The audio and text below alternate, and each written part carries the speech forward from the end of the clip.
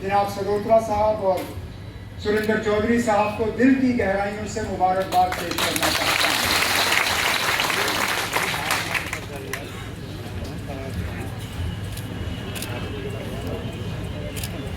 दोनों आपके लिए नए नहीं हैं।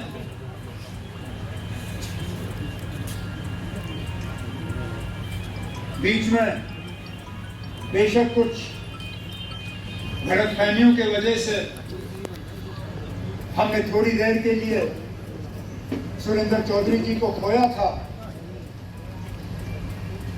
लेकिन आज आ गए। दोबारा सदोत्रा साहब को एक रोल न सिर्फ देने की जरूरत है, बल्कि इनके तजुर्बे का और इनके काम करने के तरीके का हमें फायदा मिलना चाहिए। आज एडिशनल जनरल सेक्रेटरी के तौर पे अपनी नई जिम्मेदारी जो है वो शुरू करने जा रहे हैं। मुझे पूरा यकीन है कि जम्मू कश्मीर नेशनल कॉन्फ्रेंस और जम्मू कश्मीर को इनके आज इस नए रोल शुरू करने से बहुत जल्द आपको इसका फर्क और फायदा जो है वो दिखना शुरू हो जाएगा। मैं अपने तरफ से इनको यकीन दिलाता हूं कि जहां पे भी आपको हमारी मदद, हमारे ताउन की ज़रूरत होगी, आप बस इशारा ही करिए और हम आपके साथ हैं।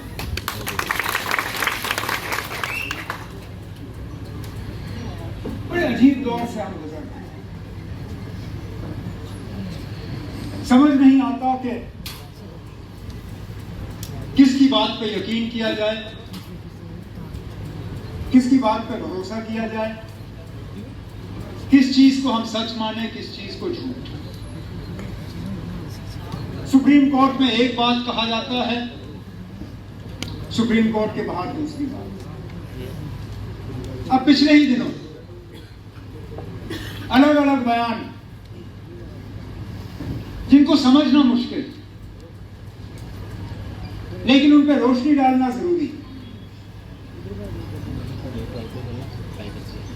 5 अगस्त 2019 जब 370 हटाने का काम हुआ तो क्या कह के किया कि जम्मू कश्मीर को अभी पूरी तरह से मुल्क के साथ जोड़ा नहीं गया था। 370 हटाने के बाद अब हमने जम्मू कश्मीर को पूरी तरह से मुल्क के साथ जोड़ दिया। कहा या नहीं कहा?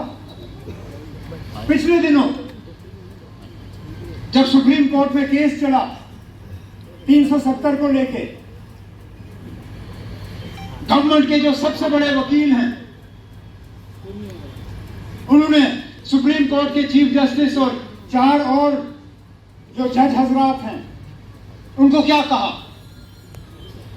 कहा कि 370 हटाना हमारे लिए बहुत जरूरी था, क्योंकि जम्मू कश्मीर के लोग अपने आप को बाकी मुल्क से अलग समझते थे।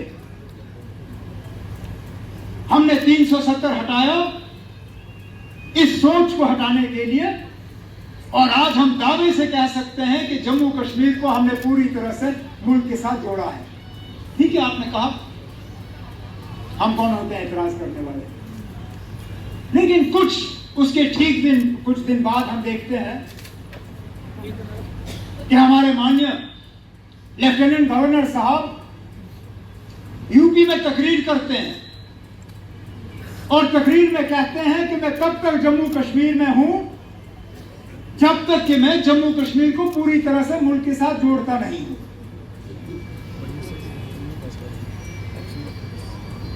अब मुझे बताइए ना, झूठ किसने बोला? जब से मैं सियासत में आया हूं तब से सदोत्रा साहब के साथ बड़ी नजदीकी से काम करने का मौका मिला। जब पहली बार नेशनल कॉन्फ्रेंस का सदर बना तो सदोत्रा साहब ने जम्मू प्रोविंस का कमांड संभाला, और उन मुश्किल हालात में जबकि पूरी हुकूमत की मशीनरी उस वक्त नेशनल कॉन्फ्रेंस को न सिर्फ कमजोर करने के लिए बल्कि मिटाने के लिए इस्तेमाल किया जा रहा था। 2002 और 2009 के दरमियान डट के उन ताकतों का मुकाबला किया। बल्कि मुझे आज भी याद है कि बस अड्डे में उस वक्त इतना बड़ा जलसा नेशनल कॉन्फ्रेंस का करा के हमारे मुखालिफों को उन्होंने परेड के बाद उसके बाद हमने वहाँ बस अड्डे के पास भी किया। पहले तो परेड के पास था, फिर बस अड्डे के पास था, जिसमें वो मुट्ठी वाली बात हुई। हाँ, मुझे अच्छी तरह से याद है, भूला नहीं हूँ। बुढ़ापा जरूर आ गया है, लेकिन यादाश्त अभी भी है। कभी कभी मैं अपने साथियों से गिला करता हूँ, ये जो आप तो 7 साल के बाद मैं पेंशन ले रहा होता। अब खुदारा मुझे बताइए ना, अब आप किसी 53 साल के जो सरकारी अफसर हैं उनके पास आप जाके कहते हो ना आप बड़े नौजवान अफसर हैं। आप तो कहते हो ना अभी आपको रिटायरमेंट में बस चंद ही साल रह गए, थोड़ी सी हमारी मदद करिए। तो नौजवान हैं, स्टेज पे बैठे हैं, चाहे वो यूथ के हो, स्टूडेंट के हो, लेकिन मैं अब नौजवान नहीं रहा। जवानी को पकड़ने की कोशिश जरूर कर रहा हूं, लेकिन आहिस्ता आहिस्ता वो जवानी मेरी हाथ से जो है फिसलती जा रही है। तो याददाश्त मेरी अभी है, मुझे अभी भी वो जलसा याद है। हमारे मुखालिफ हिल गए थे क्योंकि उनको लगा था कि शायद ये लोग अब मिट गए, नहीं उठेंगे दोबारा। लेकिन उस एक जलसे ने साबित किया कि ना हम मिटे हैं, ना इंशाल्लाह आगे कभी मिटेंगे। ये लोग जितनी भी साजिश से हमारे खिलाफ होता है। फिर हुकूमत आई, सगुंदरा साहब MLC बने। मैं बहुत चाहता था कि उस दौर में भी इनके साथ काम करने का मौका मिले। हमारे पास महकमे ज्यादा नहीं थे, लेकिन अपने हिस्से के जो महकमे मेरे पास थे एज चीफ मिनिस्टर, उनमें से प्लानिंग का महकमा निकाल के मैंने सदोत्रा साहब के हवाले किया और कहा आप में काबिलियत पार्टी में मैंने देखी, उस काबिलियत का इस्तेमाल अब हुकूमत में करिए ताकि हमें उसका फायदा मिले। कैबिनेट में इनका रोल रहा। डेली वेजरों में हमने जो सब कमेटी बनाई डेली वेजरों को रेगुलाइज करने के लिए, ये लोग जो आज बात करते हैं उसके लिए हमने बुनियाद जो है अपनी हुकूमत में डाला था। 2013-14 में कोई 60-70 हजार डेली वेजर हमने आइडेंटिफाई किए थे। उनको रेगुलराइज करने का एक प्रोग्राम हमने कैबिनेट सब कमेटी में तैयार करवाया, जिसमें एक बहुत अहम रोल जनाब सदोत्रा साहब का था। अगर हुकूमत हमारी रही होती तो आज वो डेली वेजर आज तक एडजस्ट हो गए होते। कोई कमी नहीं।